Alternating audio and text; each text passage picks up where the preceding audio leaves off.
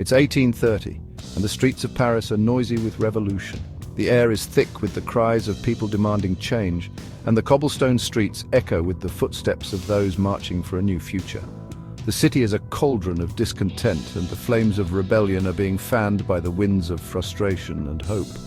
The Bourbons, back in charge after Napoleon messed up, they tried to turn back the clock, ignoring the changes that had swept through France during the Revolution and the Napoleonic era. Their attempts to restore the old order only fueled the people's anger. The Bourbon monarchy, with its rigid adherence to outdated traditions, seemed out of touch with the new realities of French society. King Charles X wanted things the old way, with all the power. He believed in the divine right of kings and sought to reassert his authority over the people. His policies were reactionary, and his refusal to compromise only deepened the divide between the monarchy and the populace. Charles X's reign was marked by a series of unpopular decisions that alienated many, including the middle class and the working poor. But the French people wanted a say in how things were run. They had tasted the ideals of liberty, equality and fraternity during the Revolution, and they were not willing to give them up. Public assemblies and protests became common as citizens voiced their demands for a more representative government. The spirit of the revolution was alive and well, and it was clear that the people would not be silenced. Then came Louis Philippe, Duke of Orléans, a guy who seemed to get what people wanted. Unlike the Bourbons, he was seen as a man of the people. He had a reputation for being approachable and understanding the needs of the common folk. Louis Philippe's background and demeanor made him a popular figure among those who were disillusioned with the current regime.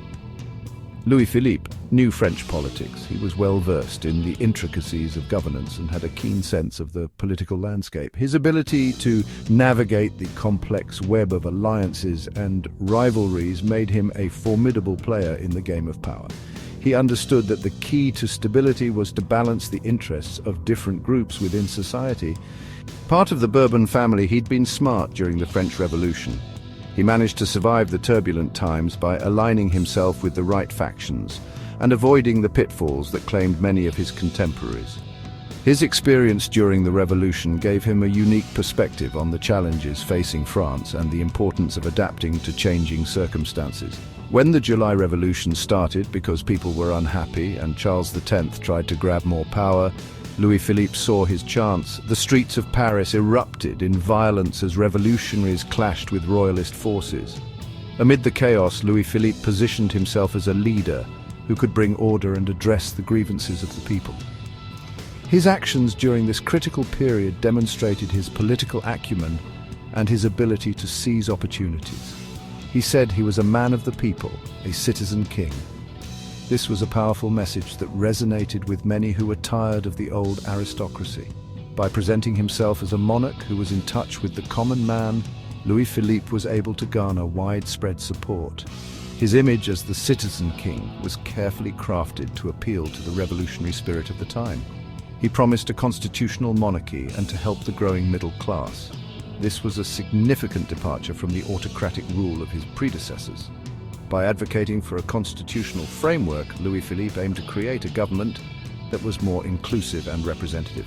His promises to support the middle class, which was becoming an increasingly influential segment of society, further solidified his appeal.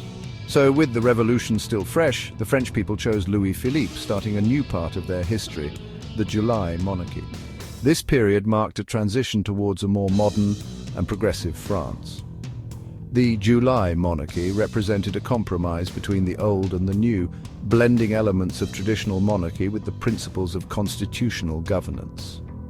Louis Philippe's reign would be characterized by efforts to balance these competing forces and navigate the challenges of a rapidly changing world.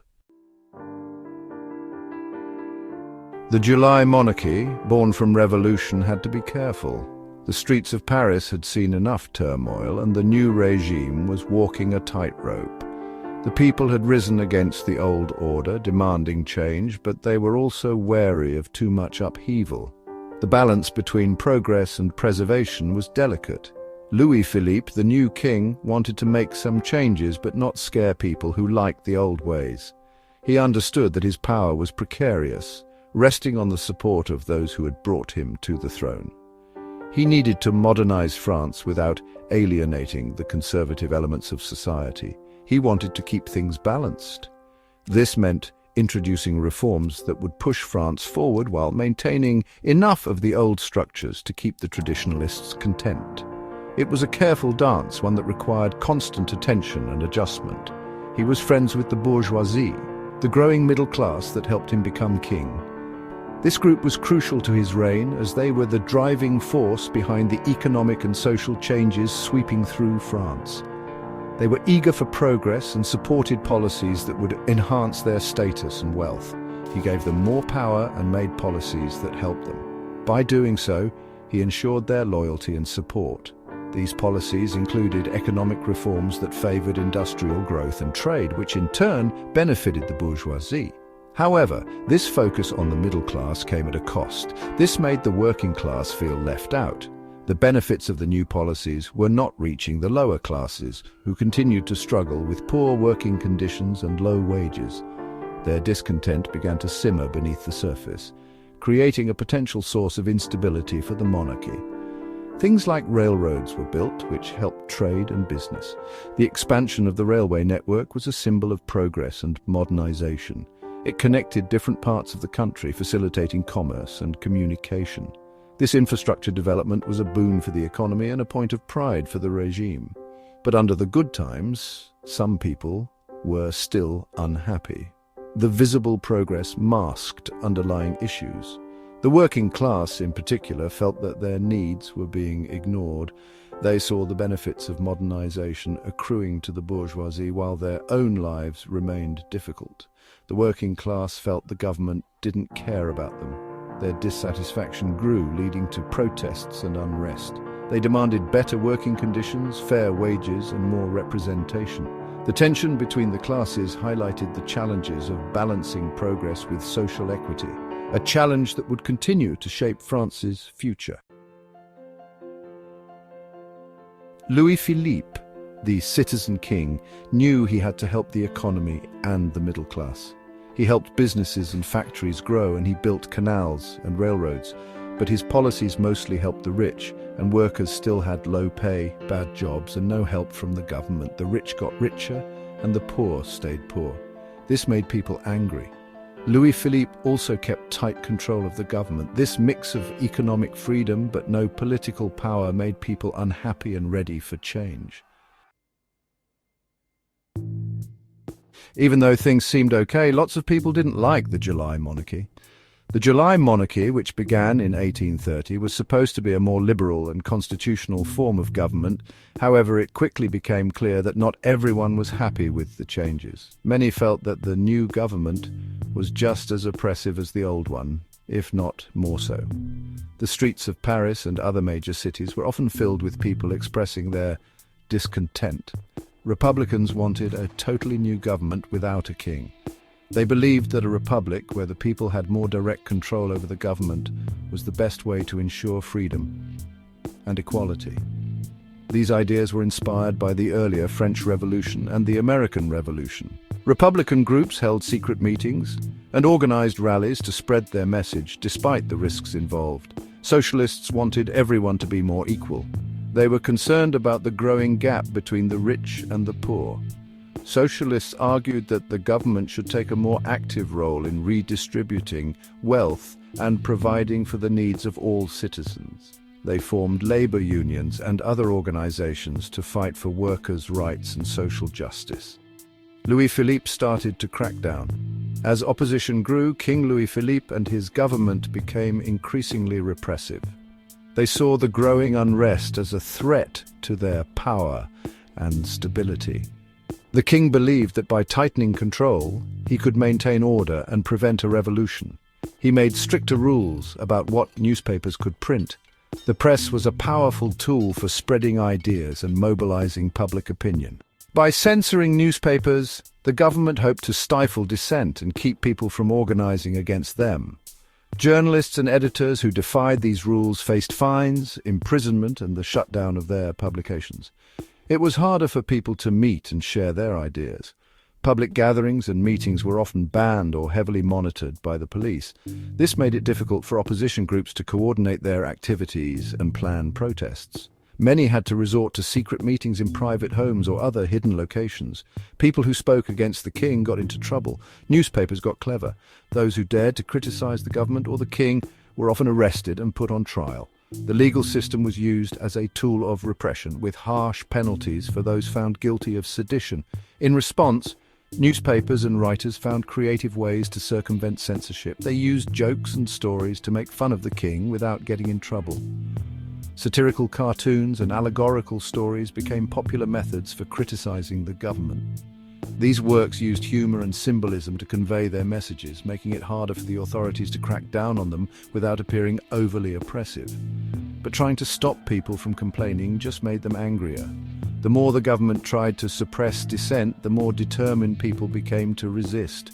Protests and demonstrations grew larger and more frequent as people from all walks of life joined together to demand change. The tension between the government and the opposition continued to escalate, setting the stage for future conflicts. In 1848, revolutions happened all over Europe. People were upset about bad economies, no political power, and wanted their own countries. France felt this strongly. For years, people had been unhappy. The government made things worse by trying to control what people said and did. The thing that started the February Revolution in France was strange: a political dinner party. These dinners became a way for people to complain about the government. The February Revolution happened fast. The government made a big mistake by stopping a planned dinner in Paris. On February 22nd, 1848, angry Parisians went into the streets. They built barricades out of anything they could find.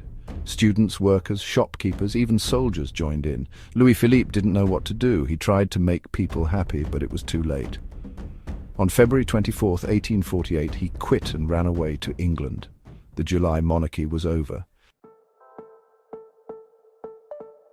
Louis Philippe leaving didn't stop the revolution. The revolutionaries wanted a new government.